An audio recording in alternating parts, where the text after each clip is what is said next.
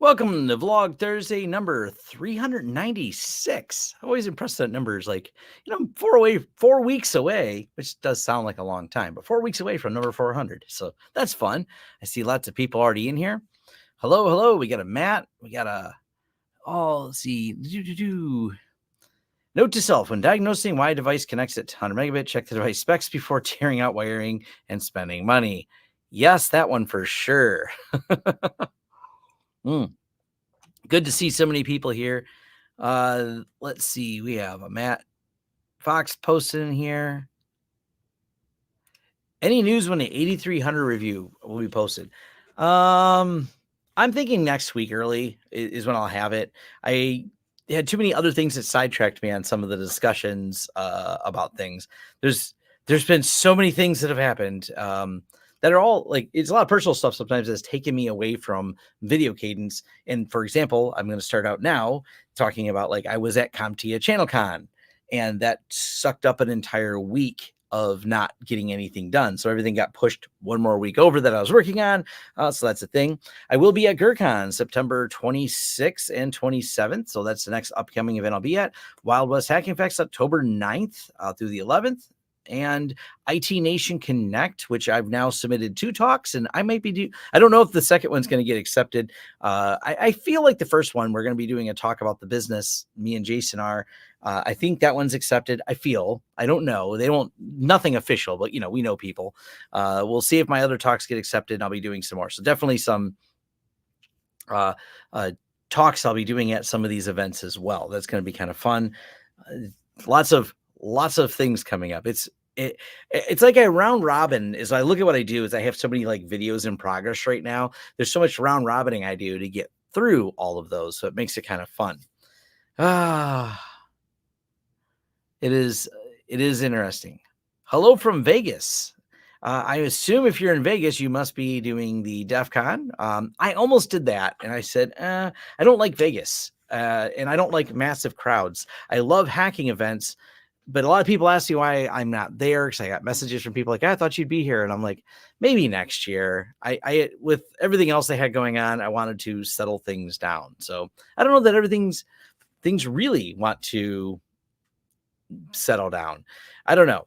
Let's start talking about UniFi, because I threw it in here in the beginning. And someone asked, what do I think about the max? Now, when it comes to what is the max for any of those, I'm going to go by what UniFi says. I don't know what the max load is. The reality is, and the video I have pulled up on the side that I'm in the middle of working on is the efficacy and how kind of mostly, not 100%, but mostly useless IDS is here.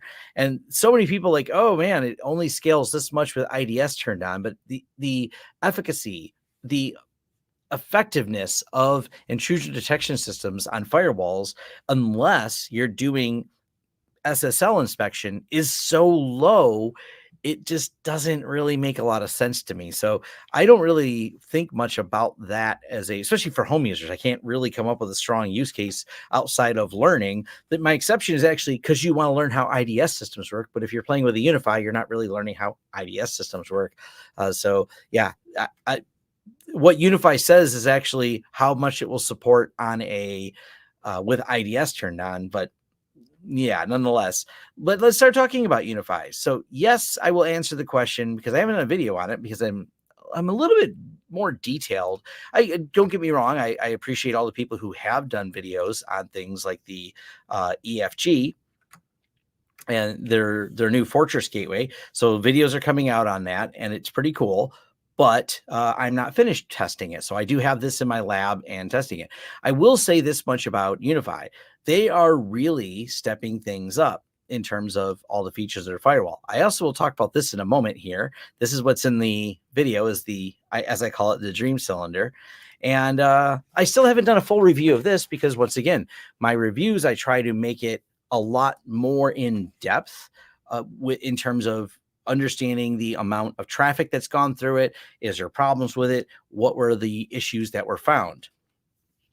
And it's kind of interesting because I haven't really had any problems with either currently this is the Max right here, but the other one, people complained a lot about the interface being slow.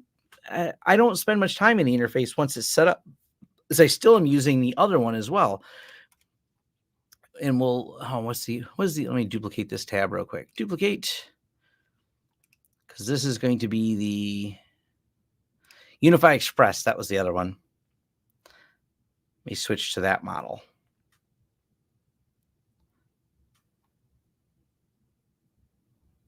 There we go.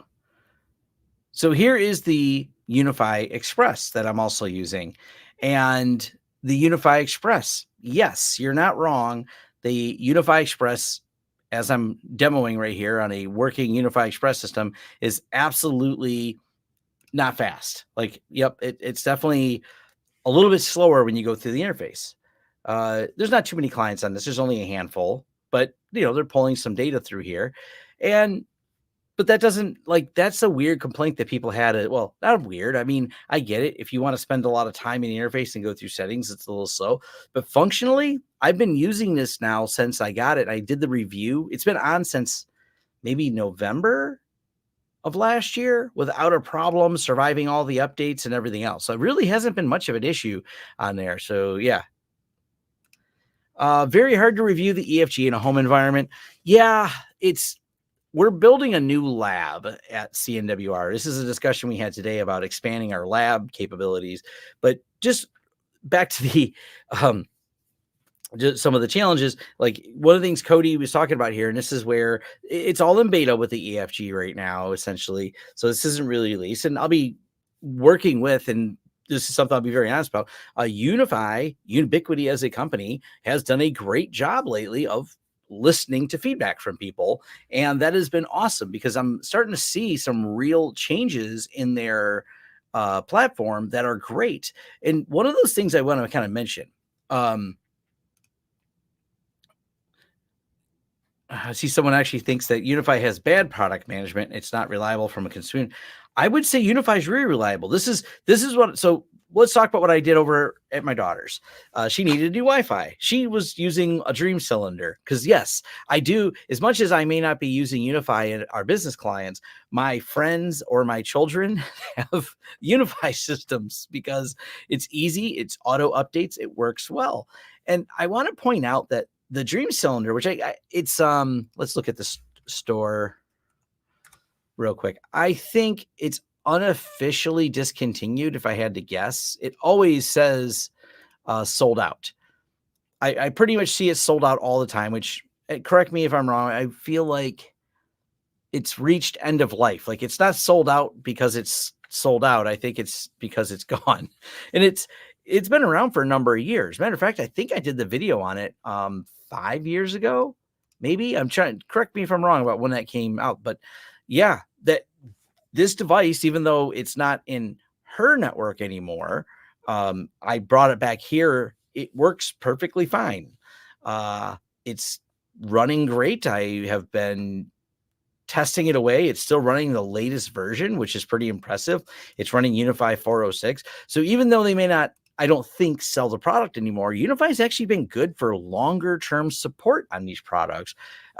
One of the things I want to do, though, is take this one apart. I want to show what it looks like inside, because it's definitely got a little dust inside of it, because this one had the fan for the cooling, the cylinder thing. But it is really been a reliable product. I will say that. I'm pretty impressed over these last few generations how much better UniFi has become. And I'm not gonna lie, people ask me about the new firewalls, and I'm still very reserved, but I will say I'm hopefully optimistic at my reviews, because so far the fact that they've added so many features in here. So you go to settings, and not just the intrusion prevention, but let's look at the traffic and firewall rules. They've created better ways to view this. And I know that they're working on even more enhancements around this. They're really stepping up their game on a lot of it right now. And that's been impressive. I've seen people complaining about the routing is where you'll find DNS, but they added DNS. So I'm really not complaining about this. They have DNS. The fact that it's under routing, if that's all you're complaining about, well, that's that's really great because now this is a thing that a lot of people want to be able to throw, have DNS entries, have this be DNS, and straight up, this is a big home lab thing. I actually didn't pick much on DNS for the business use case because majority of times Active Directory is the DNS source of truth in your business environments. I mean, there's going to be some exceptions, and mostly it's going to be Active Directory, though. That's just the way it is right now. But they've done a lot. They've added a lot of things here, and their updates have gone well. So I'm actually, I told people I would change my mind if they had these features. So, well, here we are in 2024, and you look at the lineup that they have, especially with the Fortress Gateway, the Dream Machine Pro Max. I've been testing both of these units, and it works really well. Like, it's been reliable, and it's got the features that I think a lot of people want.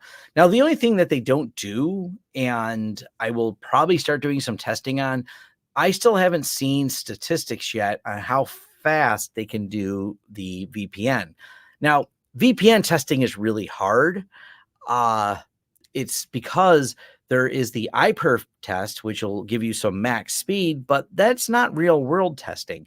And trying to figure out what real world testing is for me versus for you can be very different things. But I think a general iPerf test, so at least we have a consistent baseline across the models, is something I'll do. And it's one of the reasons I have several of these set up, so I can do that baseline testing on each of them and come up with a good way to describe, like, all right, this is at least a baseline VPN. Now, you may have some type of mixed traffic that sends more packets back and forth, that has less consistency in it, that causes more challenges for the VPN, but at least we'll know the max speed you can get on there. What would it take for you to use a UniFi router for deployments? What's missing? The thing that's missing now is probably, I have a list. Hold on. Is it under my notes? No. I do have a list, and it's the list I have from my video of comparing UniFi. So, UniFi Express, review, beta testing. I covered a lot of them in my video, but what I think still kind of missing from there, DHCP is weird on it. I don't like the way they handle DHCP. Is definitely one of the problems. That's where I think UniFi is still working on it. I believe there's some updates that'll probably come around that. But the way you assign DHCP on there is a little, I don't know, not the way I think it should be. Going through and looking at the client devices and assigning them this way is a little odd. So if I wanted to assign my wife's a static IP, fixed IP address, type in an address, this is just a little obtuse. I'm not going to lie. I don't really care for the way that part works. The other part comes down to the firewall rules are ugly and harder to read. But that's definitely a me complaint, a UI complaint. But that is at least getting better because now they have a simplified view. I have complained before, but it's probably less of, once again, this is a UI thing, is, for example, if we create a new VLAN in here, we create a new network, so a new virtual network, it's going to create an open network unless you go in and choose a guest network on it. So that's something I think is a little, it leads to you having potentially open connections between the different networks you create unless you're purposely creating them as a guest VLAN. I don't know. I don't think that's the most intuitive way. I like everything secure by default, but yeah.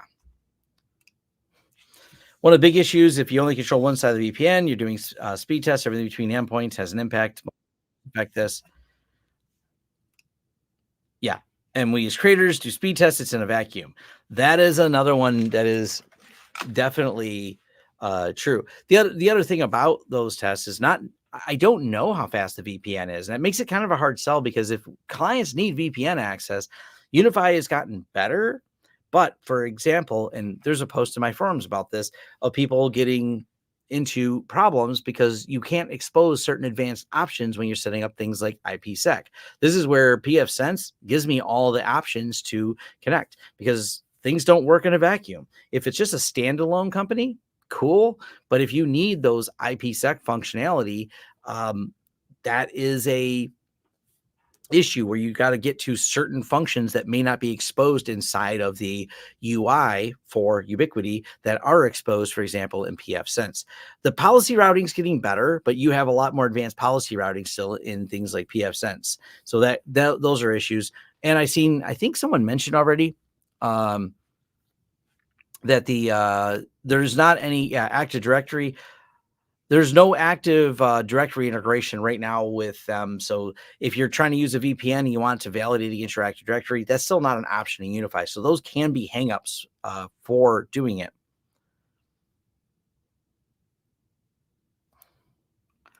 What about WireGuard? I mean, they have WireGuard support in there now. The nice thing, WireGuard is a much simpler system. So if we look at the WireGuard VPN, well, is it not VPN server? Here we go, WireGuard. So this is a lot easier, and I'll give them kudos for having this in there. Alternate address. Oh, cool. Yeah, and you can specify an alternate address, add clients, manual. Let's add it. There we go. Now I've added a WireGuard server to it.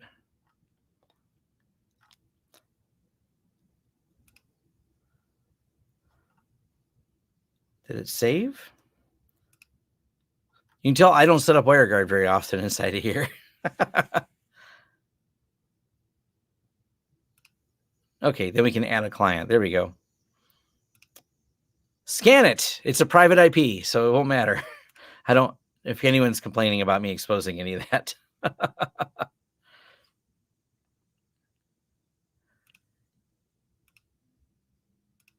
So you can set this up, but I don't know. I guess it's not bad. I kind of like the way it works in pfSense better because it's more, I don't know. I have to play. I'll be honest. A lot of it has to do with the fact that I haven't done much with it, but I plan to. This is some of the things I was going to do tests. So we add the client one. Yeah, proceed. There we go. And that would be client one's address on here. Yeah, and then I can just remove it.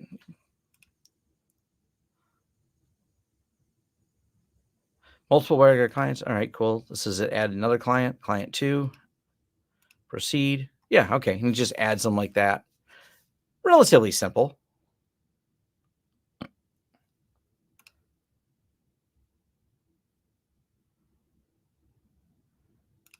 You still have your USG. You're probably going to upgrade at some point.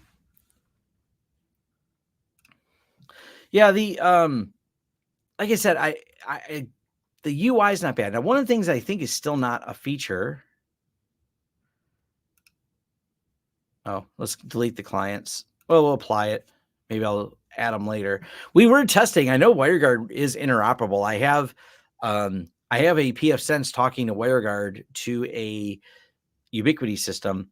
But one of the things I think is still a problem in the routing, we can select the routing and do, let's say, route the Google Nest, save, select interface WAN.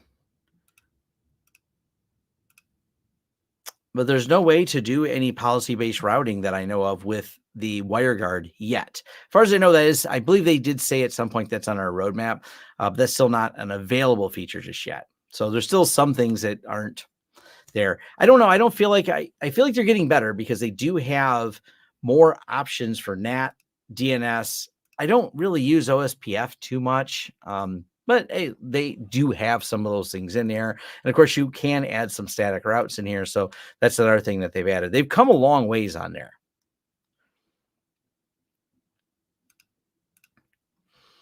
I think the firewall feature set is sufficient for pro users and small businesses who don't require much enterprise features. I still like FortiGate. Yeah, I think it's probably, they're coming closer to being a good fit. The one other thing that I'm always concerned about that I don't worry about with pfSense is the fact that you have to pretty much, they're getting better with their pro support. And I gotta dig a little bit further into how it actually works. But a big thing with the business support is, do I have to be the one to keep all these on the shelf? How quickly can I redeploy on a shelf one of these if they go bad? That's definitely a big issue. One of the other issues that you run into that UniFi does not have at all, and actually let me pull it up on this firewall. So they've done a good job of letting us know.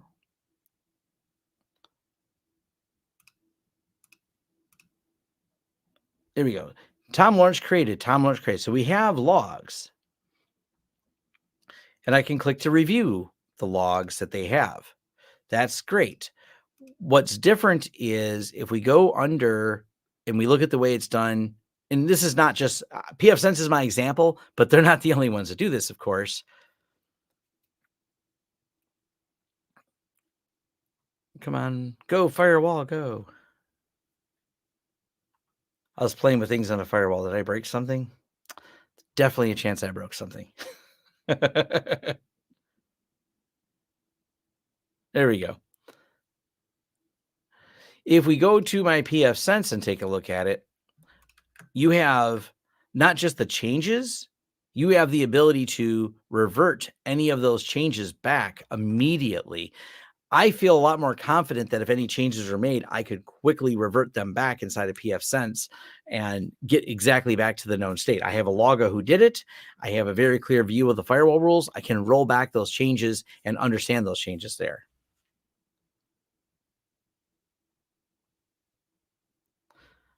Yes. And this is another one is we need to be able to export those logs. We need to send them somewhere else. We use tools commercially. We use tools like Auvik. Auvik can monitor and give me status information on PFSense. That information, because the way UniFi works, they don't export all of it. That's still a missing feature where they don't have an integration to be able to give you all that data. So essentially, like Willie says here, not for the logs and page, they're all stuck in UniFi. They don't even export with that. So,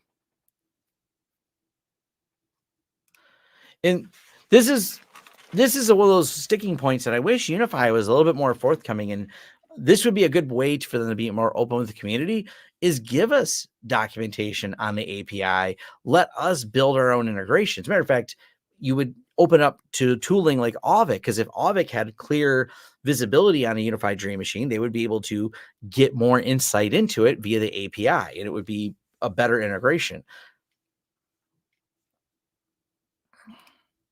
Do I use a UniFi controller in Docker? I do not. I always run it raw on a virtual machine because there is no official Docker support. So it is third-party Docker support. So you are adding a third party into your circle of trust, if you will. So I choose not to, but yeah, that is a you thing if you want to do it. I have a video on exporting the logs to gray logs, but you're only getting a little bit of the logs. They do not send all that admin log. They have the ability to send out some of the syslog, but they do not have the ability to send out a lot. Now, I may be pushing it a little here. They also don't have the ability to do PCAP files right now, but I don't know that that's something. It's certainly not something everybody uses. And I have done a video on the fact that you could SSH in with Wireshark and do it that way. So there's actually a way to do it where you tie SSH to the interface via Wireshark. I've talked about this with PFSense, but really it'll work with a lot of different firewalls. So you could use that as a way to get the information out of there.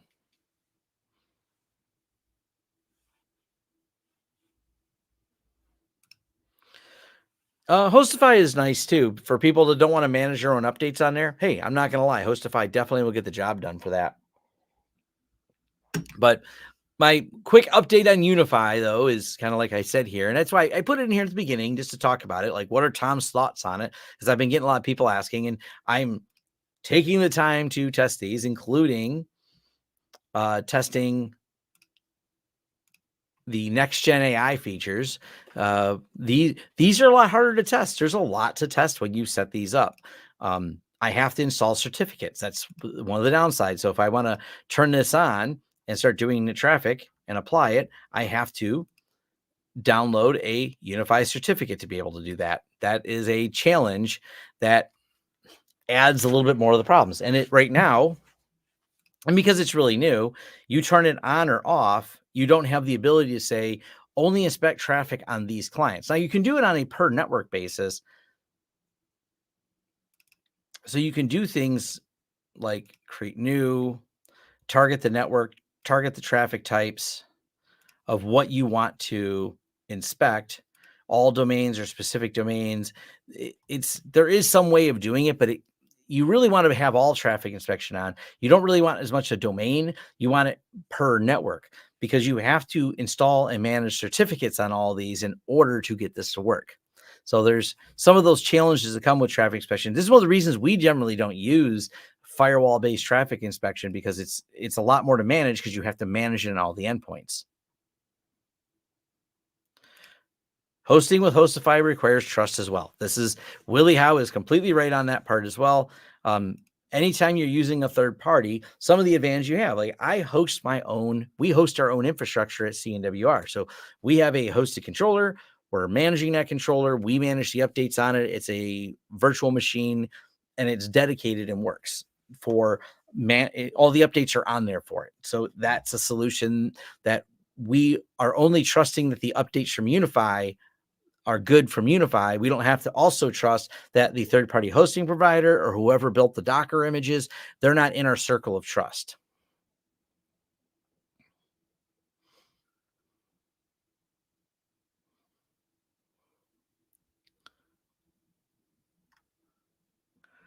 We'll see somebody poke at that as well as the IDS enabled.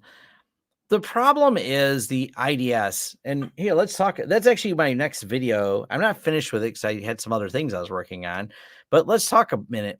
People get really excited. Maybe Willie, if he's in here, will hang out and chime in on this.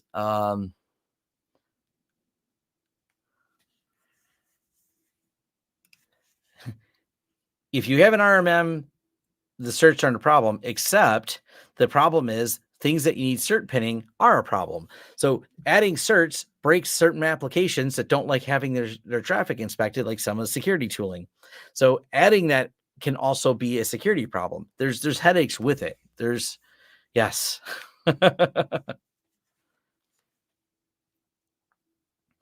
Yeah, they are too new on this product to have the level of detail you get with other commercial vendors that offer it. So what question did I skip? Do you have another question you asked? I'm trying to answer all the questions here. My family has a small company, around 13 office employees. They currently have PFSense, but their hardware software hasn't been updated in 6 years. Stay with PFSense or upgrade to UniFi. Well, one of the reasons, like I said in the intention, I'll cover that in a second. One of the things I said, there's a reason my kids all have UniFi, because I don't want to manage it. I don't want to update it. I tell people all the time, what should I get? I'm like, for your home, set it up, turn it on by default out of the box. I let it go ahead and do the updates automatically. And UniFi, they've been really solid years ago, were there some hiccups? Sure. Today, in the last 2 years, yes. And the updates have gone really smooth for all these home user devices. They're up to date. They're more secure than if I would have sold them something. Like, I can lament all day about features that other firewalls have, but auto updating is kind of critical, because your note that someone hasn't updated in 6 years is exactly the problem I'm trying to avoid. Now, let's talk about the IDS system, and intentional man in the middle is exactly the problem, as pointed out by Corey Thompson here. Having an intentional man in the middle attack, or adversary in the middle, is your firewall an adversary? I'll let people chew on that one there. But one of the things that people overhype on, and this is the config, let me make it big enough so people can read it here. This is the config of the UCG Max that I'm running right now. So it's running the IDS system. Hey, look, here are the settings and config, because it just runs Suricata. That's not too surprising, right? People think IDS is some type of magic for things, and it's not. Pretty much all these companies do, whether they're running Snort or Suricata, that's what's under the hood of most of these systems for IDS. And because I think there are the rules in here. There we go. Let's look at some rules here. All the rules really do in these signature rules is match. These are a bunch of IPs they have in here. Okay, here's the regular alerts. So this alert right here looks for ActiveX, RDP client system class ActiveX. The way it works, the way these rules are structured are all the same. External net to home any net. So this is an external one. And you're looking at, like, it's going to pick up an ActiveX RDP client system class control. Okay, cool. And it's looking here, and this is how the rules all look. They're pretty simple to follow. These are the same rules used by Cisco. These are the same rules used by any company using Snort or Saracata, because the rule sets are essentially written mostly the same. The problem is, how do you know, or how do you pick up to look for these things? Well, that requires the traffic not be encrypted. The reality is, and especially because I'm using USG here, this is the efficacy problem of the way it works. If that traffic is encrypted, it doesn't have any visibility into it. So Suricata is a really simple system that's going to look for some IP addresses. Now, IP addresses, because we have DNS and we know what DNS lookups of the sites will turn into IP addresses, and we say, hey, these are bad, go ahead and throw these on the block list. That part's fine.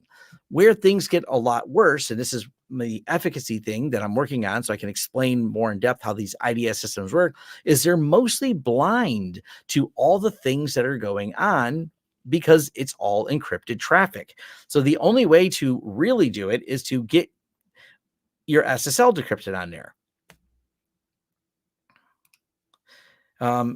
Yeah, so you must do man in the middle. Exactly.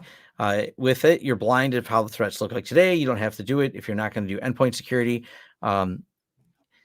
Security isn't a product, it's a process. Exactly. So many people want to turn this on, and because they're looking at pfSense or Dream Machines, you know, the two debates, and they always talk about IDS, this just doesn't have much efficacy for the home user anymore.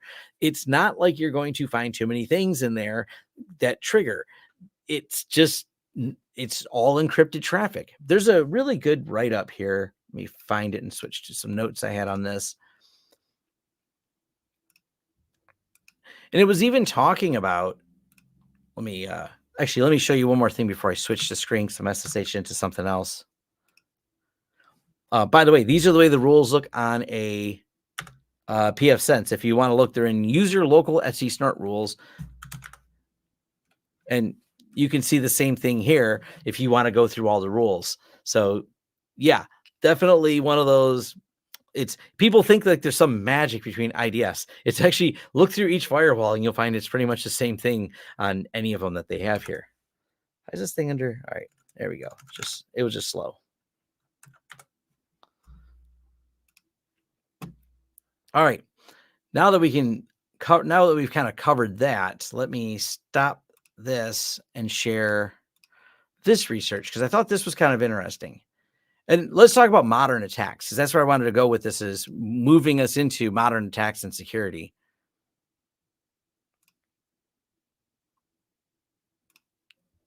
My thought that was, if more devices, my thought was more that if devices is decrypting traffic and re-encrypting, analyzing traffic, it becomes more of an attack surface, then IDS becomes a factor.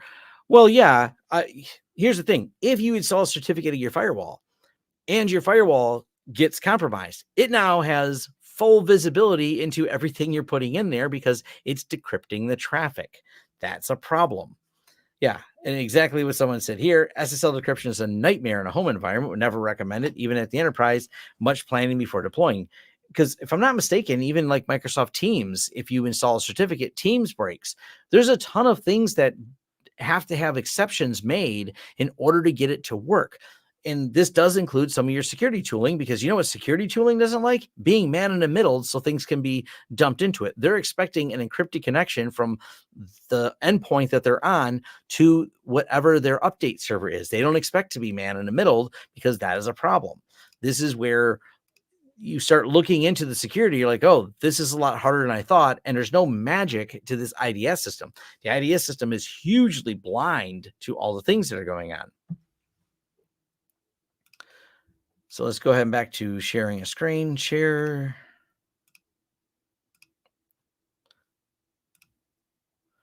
Matter of fact, let's look at, if we look at my Snort logs and what's in here. Oh yeah. The only things that really get in here, like I know this is my son's computer probably doing this. Things that look up. Oh, Screen Connect. Neat. Yep. The initial packet that calls out across 8041. Yep, it sees that because the 8041 packet is not encrypted. The 8041 is for that particular port. So yes, I was using Screen Connect on this system, and yep, definitely something that happens. And right here, sync thing. So this is the only thing it really notices because almost all the traffic coming off my computer. So let's go ahead and filter for just my computer. I was actually playing around and looking for some alerts that I could trigger with my computer.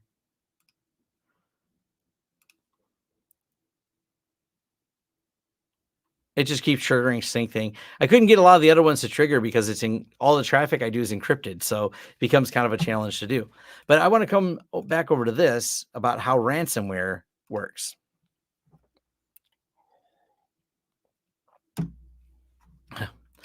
You can also use OneDrive for C2 traffic. Good luck with technology that works. Yep.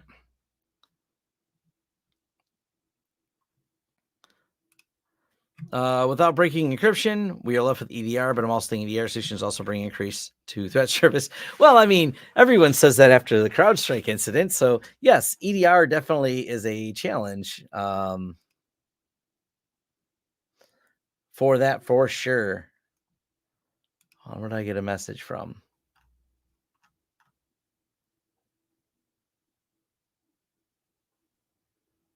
All right, cool.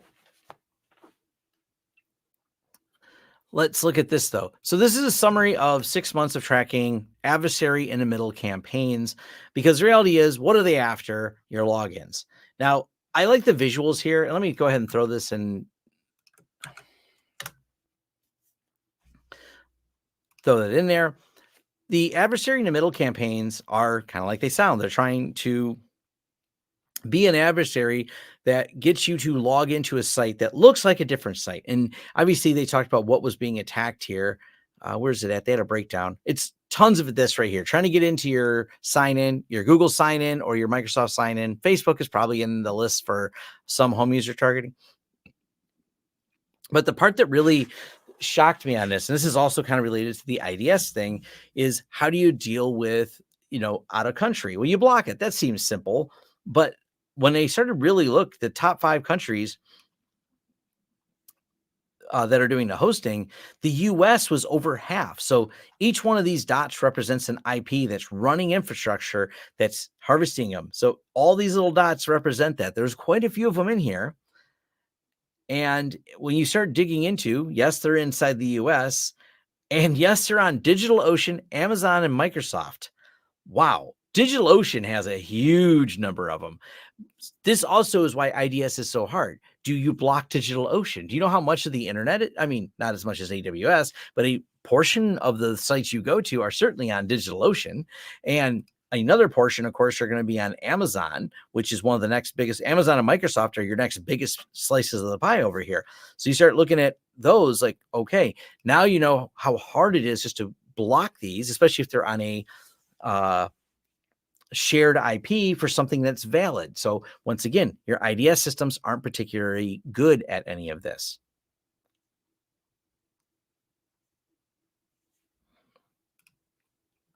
Yeah, blocking US bricks half the internet. So yes, if you're not in the US, then yes.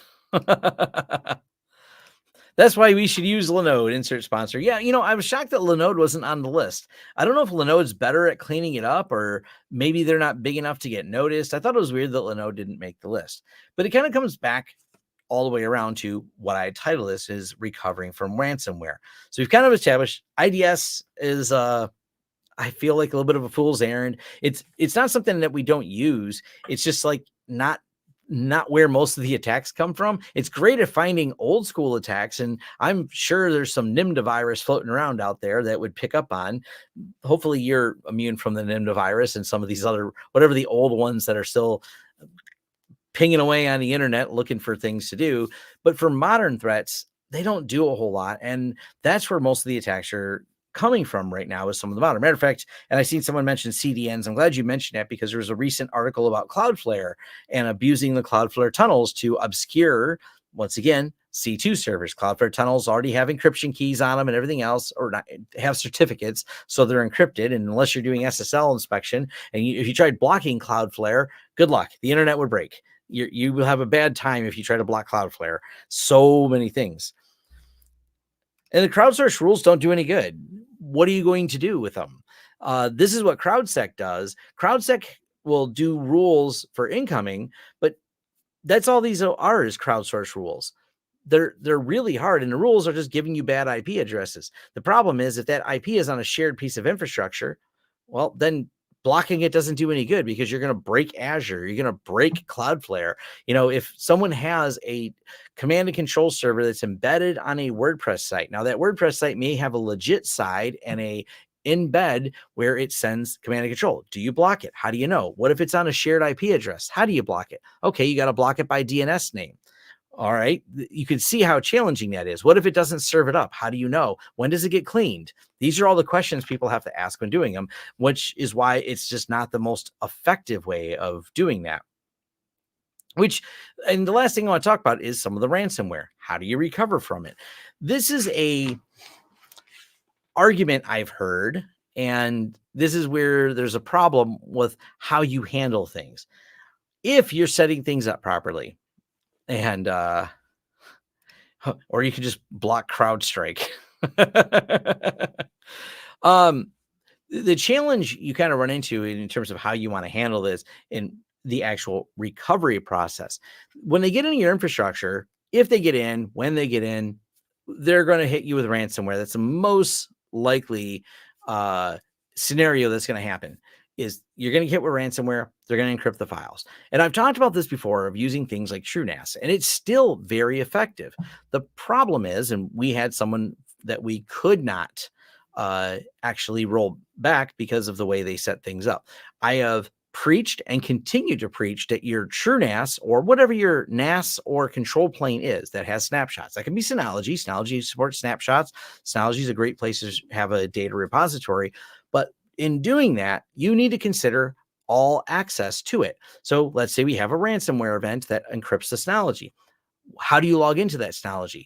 If you've decided to use the same credentials for your Synology's control plane as the rest of the network, yeah, you're probably going to have a bad time. Same answer for TrueNAS. This is where I've heard people say for compliance, they always tie them all together so they have one central source of truth. The reality is that's not exactly true. You could have two separate sources, one for management and one for other users. But I generally say don't tie them together. Have separate accounts. Have very strong lockdown controls on any control plane for your hypervisors, for your SAN or NAS storage systems. Those need to be separate, and there is ways to recovery. The number of companies that just don't do it is wild to me, and it comes down to budget. Honestly, I've have companies that have done it. We certainly consulted with many of them that it's gone really well. We had a company reach out. I sold a TrueNAS to it was a state agency, I don't know, probably 6 years ago, and they want another one because I believe they had a few events that they were able to roll back, and they're like, this worked beautifully being able to do it, and we want to continue with this solution. So there are ways to recover faster from it. It just comes down to budgets. Even having the backups and having the snapshots on there, it's good, but can you recover at scale? Do you have all your files centralized? So there is a recovery process on there. Now, the other side that makes recovery really hard is dealing with the endpoints. You have to have clear telemetry of where the infection came from, how it got here. If you don't know how it got here, you can roll things back, but things are going to go bad again really quickly if you didn't identify that. And even if I have 100 workstations and I have a backup of all 100 workstations, if I have to restore 100 workstations, even if I have the ability to do it in terms of functionally, it is a time constraint to be able to reload 100 workstations that have potentially been infected. These are the things that actually make a lot of people end up paying the ransomware because they have two options: reload 100 machines, pay some money to the bad people. Hopefully the bad people don't hit. So it's kind of a back and forth on that, but making sure that any of your control planes where you manage your data, whether it's the access to the hypervisor and access to the SAN or NAS have to be very locked down compared to your other area. This is one of the reasons that running things at admin is so bad. People frequently will use their same admin privileges that they have. They've got session tokens, they've got their password manager that allows them to easily log into their NAS system at the ready, that if someone takes over their workstation and they are the admin of that network, it allows the threat actors to quickly pivot to all the other segments of the network. This is a discussion that comes up from time to time. As security gets tighter, which we are getting better overall at security, the edges become more and more important. People running games on the same server. I do not have Steam loaded on this server. I'm very careful about what I load on my workstation, because my workstation is the pivot point by which I access many different things. And that is just something is huge right now. And if you don't have backups, or you don't have time or bandwidth to restore the backups. And bandwidth, not in just capacity of people, but bandwidth in terms of capacity of time, and bandwidth in capacity of like how long you're down for, or how much data it is if you happen to have those stored off-site. That's a lot of different factors, especially if we have clients in more rural areas that don't have very fast gigabit internet connections. It's just not available where they're at. I think we have a couple clients, manufacturing clients, that have Starlink. It works to send emails and get the things they need to get done. It's not going to work for downloading large volumes of data. It's probably faster to drive the data to them.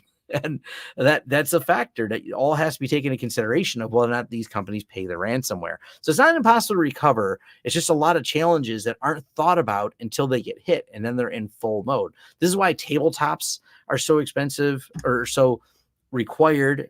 They're also expensive. And your DR testing your DR plan, going through a tabletop, trying to say any of those, man, that is a huge factor that you have to do and have to take into consideration to be able to recover from one of these ransomware events. It's a big mess. Speaking of backups, have you covered B2? Yeah, I have a Backblaze video with TrueNAS, not TrueNAS to the Backblaze bucket storage. I don't use anything else besides bucket storage. And I agree with the next response, because your next question, and Corey Thompson responded, and I agree with Corey here. Encrypt before sending, trust no one. But before you trust no one, trust that you know where that backup key is. This is a problem people have, where they encrypt before send, but don't have key to decrypt, because when they lose the system, they forgot that they needed the key to decrypt it all. So yes. Hey, good to see Tab Geeks dropping in to say hello. So absolutely good to see you here.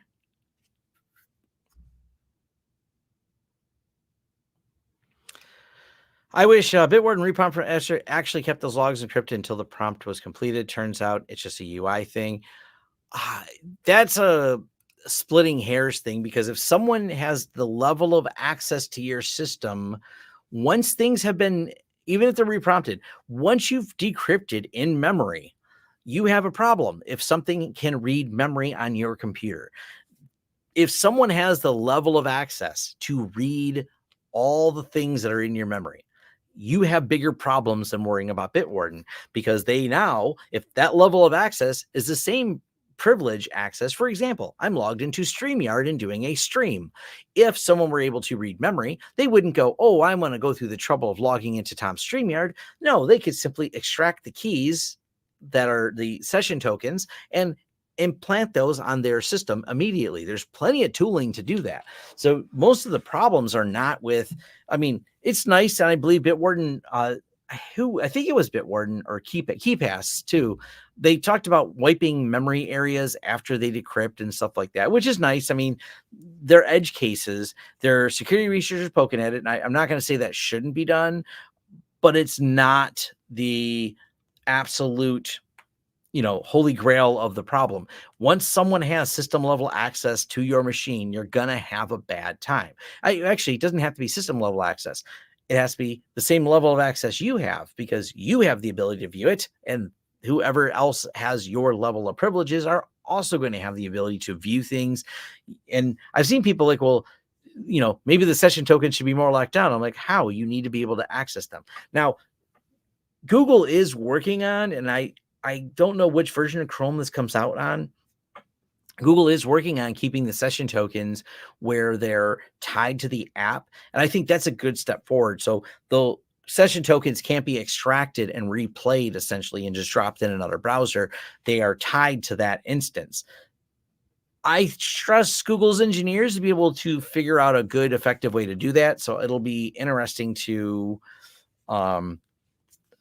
interesting to see how that comes along, because session token stealing is a result of security getting better. We've got 2FA everywhere. If we didn't have 2FA, people would just log in. Well, then it's more than 2FA, and then, the details of logging in and noticing you came from a new location, companies are getting a little better at. So that makes, even if you stole someone's user password and two-factor harder. So they then go after your session tokens to bypass the need for your 2FA. And yeah, that's now going to get harder again.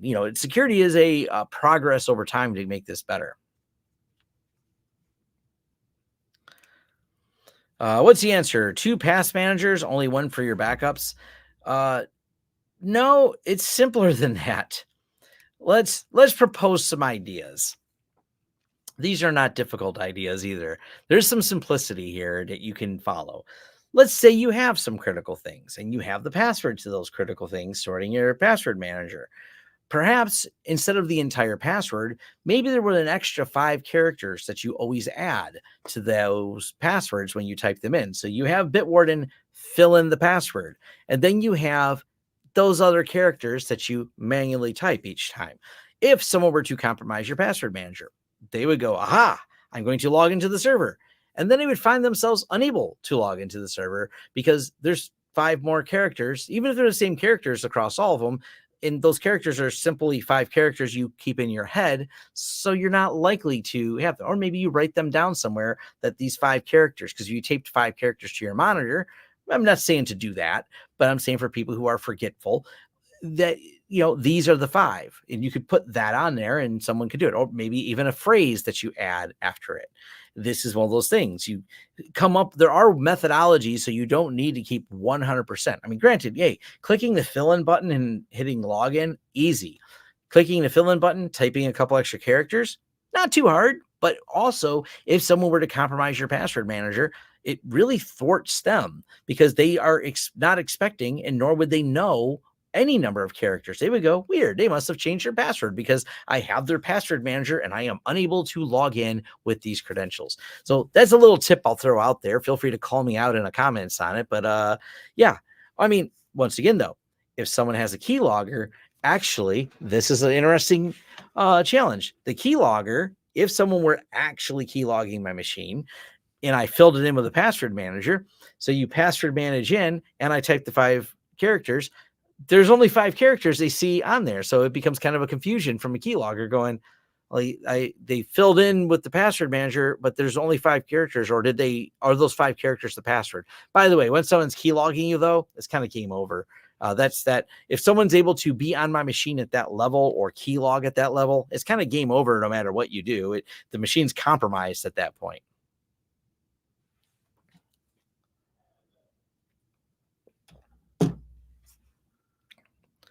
Yeah, there's Duo as well. Duo's a thing. I've thought about ranting a bit about passkeys. I don't think they're bad for home user consumers. I don't love them the way they work. It's not that they weren't designed well. It's just basically an implementation of FIDO. It's the way many of these companies kind of tie them together that I don't feel is the most secure. Because if I can log in automatically with passkeys and I save it to Bitwarden, and Bitwarden syncs it between all my devices, and a passkey lets me bypass a further login, that can be a problem. Like, oh, I'll just save the passkey and it's in my password manager. But if your password manager gets compromised, like right now, my password manager I have using 2-factor. But if I save a passkey, and this comes down to how it's implemented. I know not everyone's implemented the same way, but if a site goes, oh, yeah, you don't need user password 2-factor, we'll let you use passkey alone. Well, okay. And it's saved in my password manager. And now you can now you can go ahead and just log in. All right, that's interesting. Yeah. Security and ease of use are mutually exclusive. Absolutely. You tried Proton Pass and you like them. I haven't really done much testing with Proton Pass. People seem to like the Proton stuff. I know that they're coming out with some competing products for Google. Good for them. They're trying to get into the privacy game. I didn't understand. I seen people upset by it. I don't really understand the play they're going for by integrating AI. I didn't bother because every time someone's integrating AI, I think it's because they're trying to raise money, not be useful. They're like, our product has AI. Give us money, please, Silicon Valley, rain upon us, because we have poked the AI into our system. It doesn't do anything useful, but it will soon, because it will soon is always the talk about AI. Soon it will do something good. Right now it does a lot of garbage, tons of garbage. That's a whole different rant.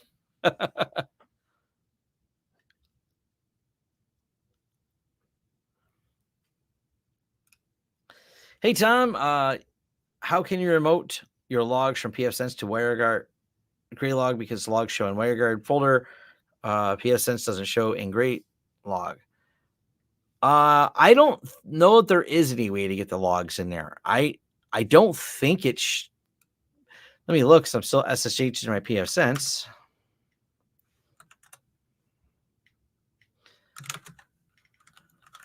I don't think there's any WireGuard logs in there to do anything with. Yeah, there's not any logs. The problem is WireGuard doesn't tell you much. It's kind of like we accept the packet, we don't accept the packet. There's not much else. WireGuard doesn't have much in the way of logging.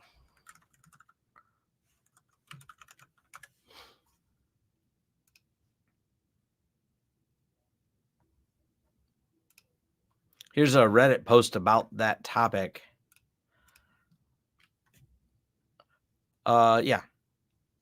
WireGuard is connectionless, so when a connection made, it doesn't make much sense in context of WireGuard. Information WireGuard has is last packet received, last packet sent, last packet keep alive. Yeah, it doesn't really, it doesn't have as much to tell you.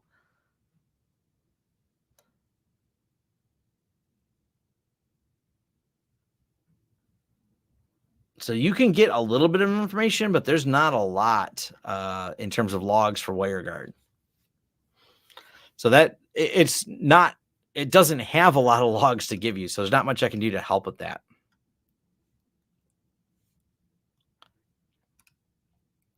Any thoughts on Bitwarden's new self-hosted single container? Sure. It's simpler. So I would go with, I haven't tested it. I'm still on the old version because it ain't broke, don't fix it. But I mean, I like the fact that it's simpler.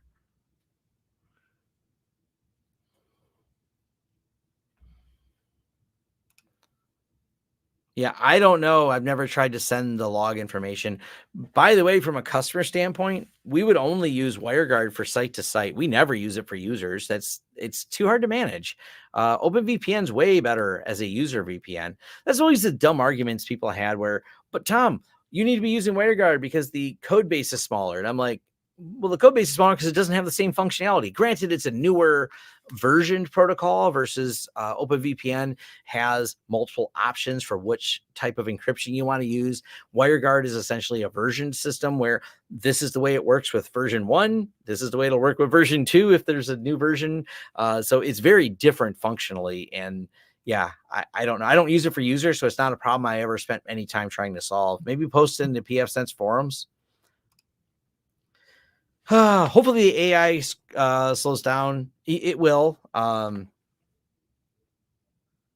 Yeah, it's a whole thing on there. Could you share some ransomware recovery stories? There's been a few times I've worked with people for recovery on there. I've never worked with anyone. Well, no. Indirectly, I have never been there. I have seen the mess and asked them where their backups are, and they said, we have no backups, we have nothing. I have deferred them to the IR people going, you're going to have to negotiate ransom. I don't have any way to get your data back. And so I've known people to pay the ransom. Directly dealing with it, though, Yeah, it's just we've had incidents. It's just you get in there, you document everything, you clean it all up.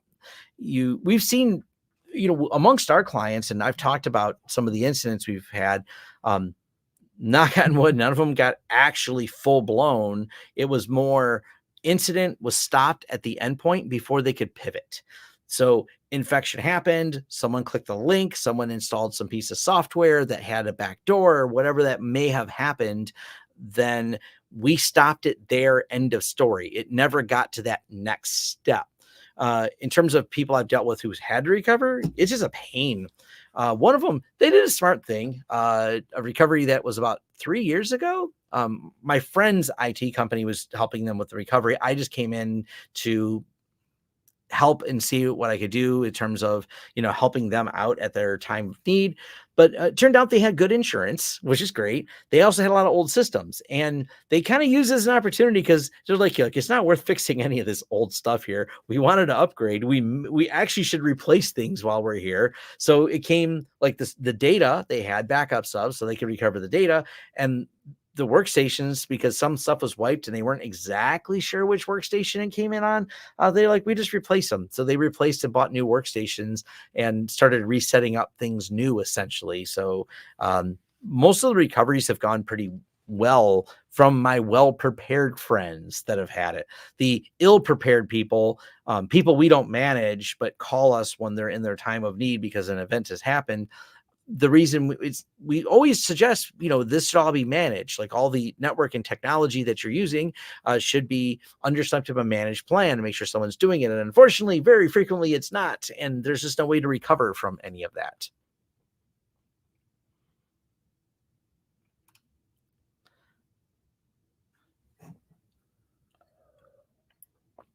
Random UniFi thing I did this week was set up a site-to-site IPsec policy based and needed subnets to match. Can't do that in UI, so I had to modify the files. Yeah, that's one. There are little things like that when it comes to the IPsec that I don't know if they're going to add more exposure on there or not. So I don't know.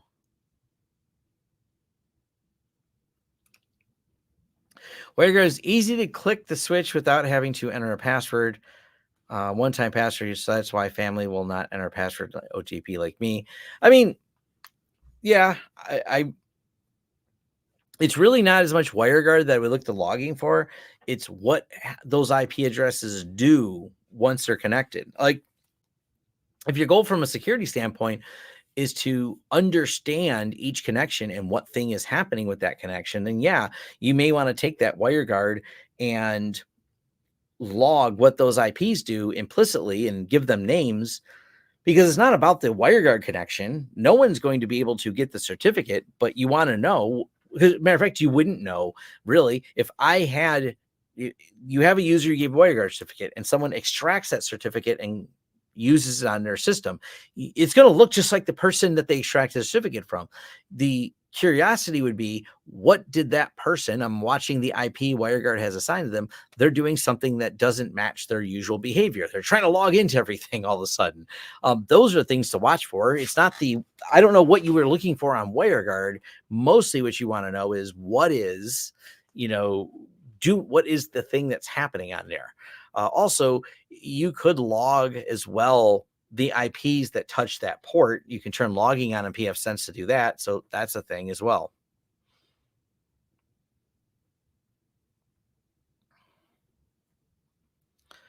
Well, the reason the WireGuard is built into the Linux kernel and why that makes it faster isn't the small amount of code. It is context switching from user space to kernel space to be able to move data. Matter of fact, this is one of the advancements that they did in pfSense is the DCO, where data channel offload. The DCO moves the data portion into the, if I'm not mistaken, it pipelines it through the kernel, therefore less context switching and being able to offload that data channel to get it much faster. Oh, yes, RDP, ransomware deployment protocol, for sure. Yeah, there's so many open RDP ports. Yes.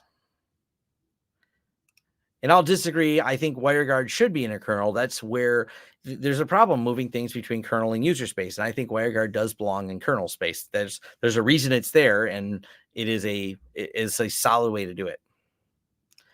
I don't have a unified doorbell, so I can't comment on those. XOA backups. Can I send a copy of the snapshot to an offsite host? The snapshot, no, but the backup, yes. You can send the backups offsite. There's different ways to handle this, and I think I can give you an example. Hold on, let me pull one up.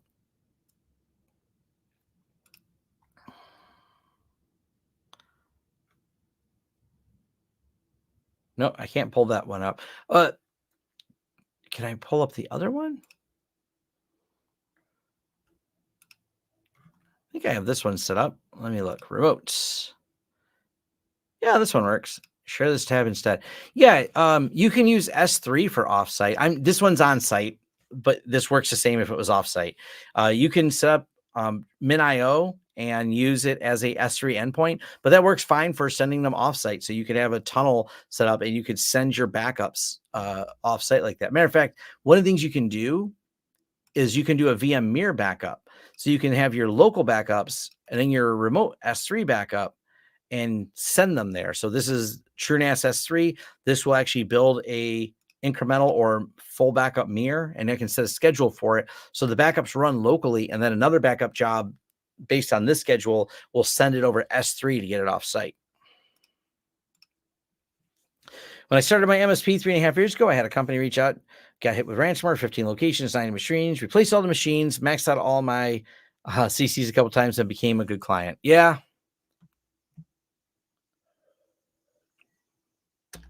True.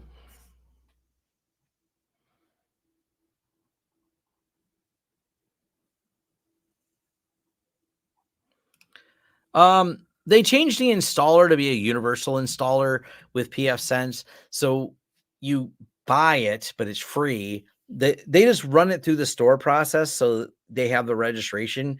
You can use a Yahoo or whatever old email address you want. They'll accept Hotmail addresses if you don't want to give them your email address. But their universal installer is a download now. You still running Pop OS as your main OS? Now, Arch, true. I still run Pop OS.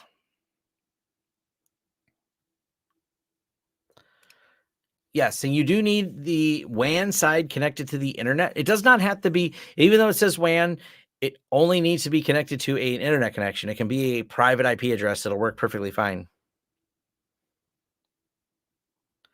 Why no FIDO2 support in TrueNAS scale? Lack of demand for FIDO2. I don't think it's that important. Maybe if someone feels like coding it, they will. I don't think the reality is it really should just be locked down to a separate network if you care. I've talked about securing TrueNAS before. Locking it down to a separate network is the more ideal way to do it.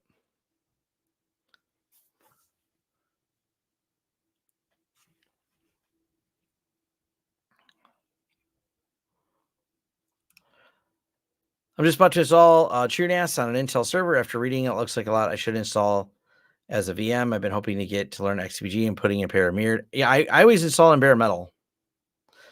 Spinning disk for storage, yes, for SSDs for 16 gig. What size would you recommend? I mean, any small SSD will work fine to install TrueNAS on.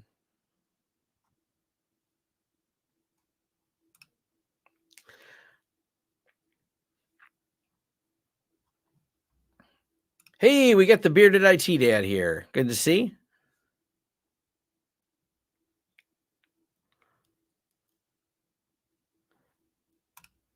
Random question about a CO2 monitor. For those wondering, I have the ARANET 4 monitor, and I like it. I don't remember. Do whatever the instructions say. I don't think I had to leave it outside. If I'm not mistaken, this model comes pre-calibrated. I can't speak for all of them. I will tell you, this is the ARANET 4 is one of the best ones out there. I should go to Texas next month. Yeah. All right. I might go to Texas. Message me on Signal. You got my number. Message me on Signal there, and we'll talk. I'll see where it fits in my schedule, because I like Texas. We went to the state fair. It was a good time. We went to the Vid Summit. So I have a feeling Mr. Beast won't be speaking there. What do you recommend for a NIC card for PFSense? Going to try to use some old hardware. Anything Intel is generally good. Costs on an Aranet. I'll tell you in a second. I'll give you the link to the one I bought.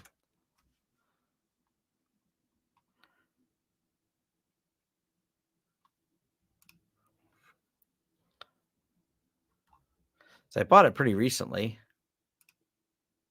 There we go.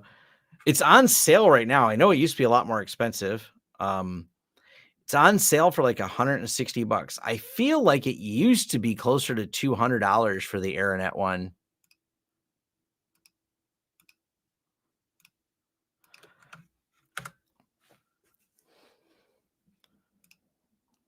How would you install PFSense with the new installer if your WAN needs configuration before work? Example, PPOE. This is why I don't understand why. Maybe I have to do a video on this. You currently have internet to download PFSense. You don't have to have a public IP address on your WAN to install PFSense. You should plug the WAN into your network and allow it to connect, and then it will install because it will download the latest version and set up. Just plug it into your current network on the WAN side and set it up. This is a confusing thing where people think they have to have it like in production place. Like I need to have it on the PPOE. I need to have it plugged into my DSL, my cable modem, or whatever my provider is. You don't. It just needs internet in general, not a public IP address. So I would suggest taking the PFSense and plugging it into wherever the source of your internet is and plug it into your internal network, set it up, and then set it up and do whatever you have to do with PPOE to get things working.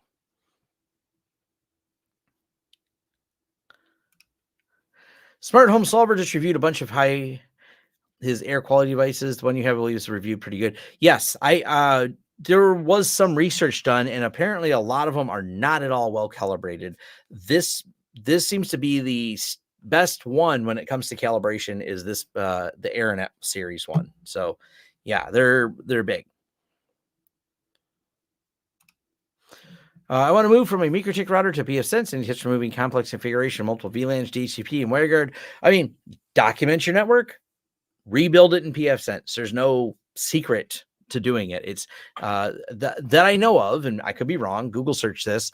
There is no export config from MikroTik and configure it to be a PFSense config. There's not a translator that I'm aware of that will automatically build it for you. You're going to have good documentation for your configuration and build that out in PFSense.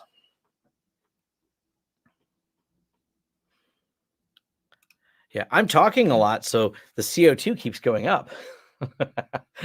We're a little warm. We're a little bit closer to Tom now, so all this talking is now output more and more CO2. Those are my studio's in the basement. That's part of the reason I have this in here, to make sure I don't get sleepy.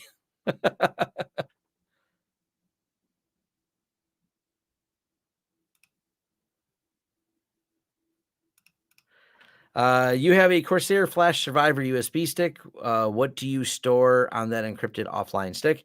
One of these. This has an encrypted, which is double encrypted. First, this is encrypted with the Linux encryption. The name's on the tip of my tongue. There's too much CO2 in here. I can't remember it. The Linux encryption that I use is on here. And then from there, I have backups of all my passwords, SSH keys, and a few critical things that documents that I have backed up on here. Things that are critical to company and business and personal. And I have a few of these, and this one's accessible, and I update them all at the same time. I don't actually change my passwords that often, so I can do these like once a month, and I do them all at the same time, and they all go in different states. Lux encryption. Thank you for posting that.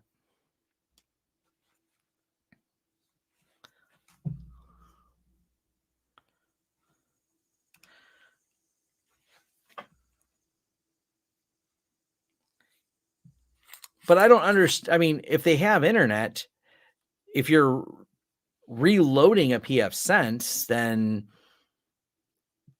put a travel router in front of it if you don't want to unrack it. Like if you don't have internet where you're at because the PF sense is down, you can plug in really any internet in front of it and have it download. I mean, you could put a router temporarily in front of it that would get the job done.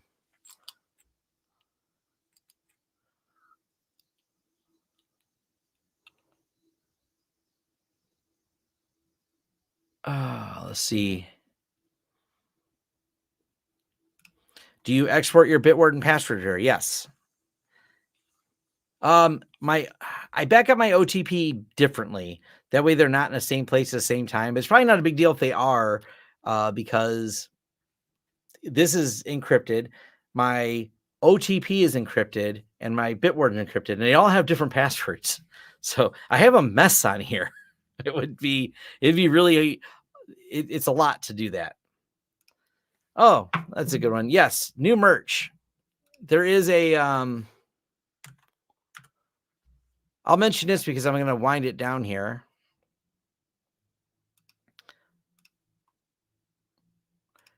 Because I'm going to move over to Discord. We'll do a Discord session next. But I do have this. C64 ready. I like it. It's just simple. It says ready on it. Oh, there we go. Why isn't this site loading? Reload site. Anyways, I'll drop this link in here. This is a new shirt we have. It's a Commodore 64 shirt.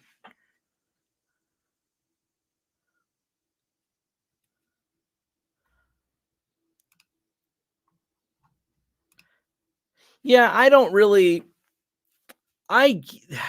know why they just didn't leave the CE one alone and why they also did it there. I feel like it's simple they could have just done it where they only do it for the plus version, but it figures out if you have the plus version and loads it automatically. It also loads on a Netgate device automatically. So I don't know. You can find the ISOs, by the way. They're still there. They're just not on the download link. If you search it all, the ISOs are still there. They just, when you go to it, it's not there. Look in the forums. You can find the exact links to ISOs. So yeah.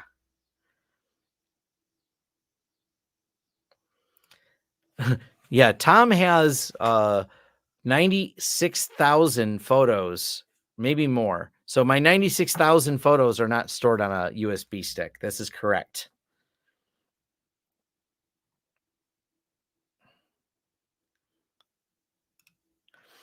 Oh, what's the object? So there's actually a real reason to have these. And I moved it away from me, so it's so now it's down a little bit. The reason I do it is because if I don't have air circulation for too long down here, and because it's cooler in my basement or when it's cooler outside, maybe my HVAC system doesn't run as much to circulate the air. Therefore, you can actually build up a concentration of CO2. I've got seals on that door behind me.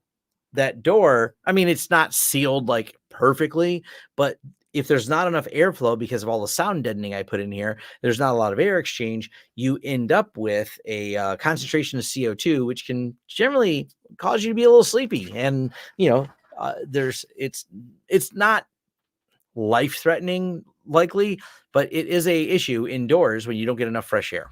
So it's mostly just to measure CO2 concentration, which you can then assume there's probably too much CO2 and not enough oxygen in the room, and you just crack a window. It's gotten bad when I've had a lot of people over. We had a lot of people in our basement for a party, and this thing went nuts. So it gets into it starts blinking it's on the red side when you get too many people in there. That's all.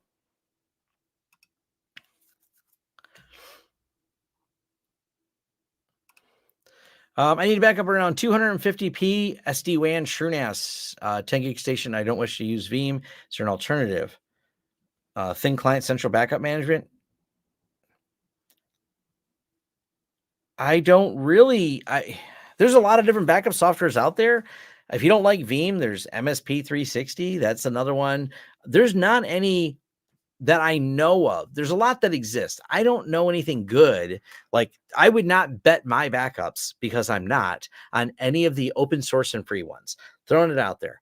I've not been impressed with them. And there's definitely some complexities with them. And if you're not familiar with the complexities, I'll leave that up to you. There's none of them that I have any familiarity with and confidence in. Not saying there's not a good one out there. I'm just not familiar. There's a reason we use Veeam at CNWR. We primarily back up with Veeam, but we have used MSP360, and we did find that one to work pretty good as well. So yeah, I don't have any better answer for that. Let me switch the banner real quick to Discord, because that's where I'm going to go next. I've been doing this, and I'll do about because I've gone longer than expected. I've gone an hour and 20 here. I am heading over to Discord. If you guys want to follow me over there, I will be in the Lawrence System channel, lawrence.video/Discord, and I will carry on in there, because I've been trying to bring more people to Discord and, interactions and things like that. I'll probably only do about 15, 20 minutes in there, but if anyone wants to join me, ask questions. I don't know what the next topic will be. Maybe I'll talk about why I'm playing with some e-ink things, because this is a new e-ink toy.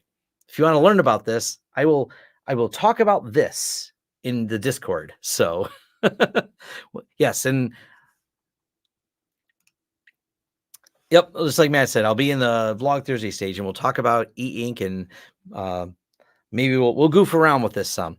All right, I'm going to bounce off here, and in about however long it takes me to fill my water back up, I will be over in. I'm looking at here because it's like I turn this way to use the Discord one. So I'll see everyone shortly. Thank you, everyone, for joining, and thank you for hanging out with me the last hour and 20 minutes while I babbled on about things. And so let's talk about some of the other small things that I have in my hand and go from there. Later.